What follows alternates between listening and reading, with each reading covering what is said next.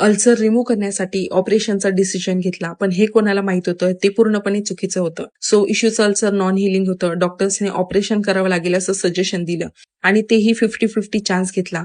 म्हणजेच ऑपरेशन नंतरही ते कितपर्यंत हील होईल याची काही खात्री नव्हती. सेकंड ओपिनियन घेतला, तेही डॉक्टर्स ऑपरेट करून अल्सर रिमूव्ह करावं लागेल असं बोलले. आम्ही 2-3 टाइम कन्फर्म केलं. काही दुसरं ऑप्शन नाही का? छोटंसं तर अल्सर आहे, पण आपण डॉक्टर्स जे सांगतील त्यावर ब्लाइंडली ट्रस्ट करतो आणि त्यावेळी तेच एक ऑप्शन आहे असं आम्हालाही वाटलं होतं, म्हणून आम्ही पण तयारी केली.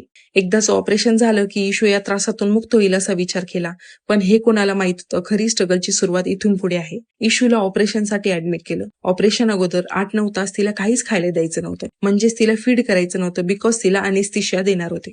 मॉर्निंगचा टाइम तिच्या खेळण्यात आणि झोपण्यात गेला, पण ती जेव्हा उठली तेव्हा ती दूध पिण्यासाठी खूप रडत होती, पण नाविलाज होता. खूप माइंड डायव्हर्ट करण्याचा प्रयत्न केला, पण 3 महिन्याचं बाळ, त्याला काय सांगणार, किती खेळवणार. कसाबसा टाइम गेला, 5 वाजले आणि ऑपरेशनसाठी इशूला नेलं.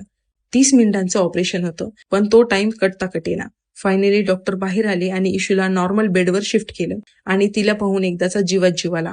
अनेस्थीशिया होता म्हणून इशूला नंतर पण जोपर्यंत ती पूर्णपणे रडत नाही तोपर्यंत फीड करायचं नव्हतं. इव्हनिंगला 5 वाजता तिचं ऑपरेशन झालं होतं आणि इशू मध्ये मध्ये उठून फीड मागत होती, पण भूल पूर्णपणे उतरलेली नव्हती, म्हणून तिला फीड पण देता येईना. फायनली मध्यरात्री 3 वाजता इशू पूर्णपणे उठली आणि तिला फीड केलं. सो असा होता तो स्ट्रगलफुल डे.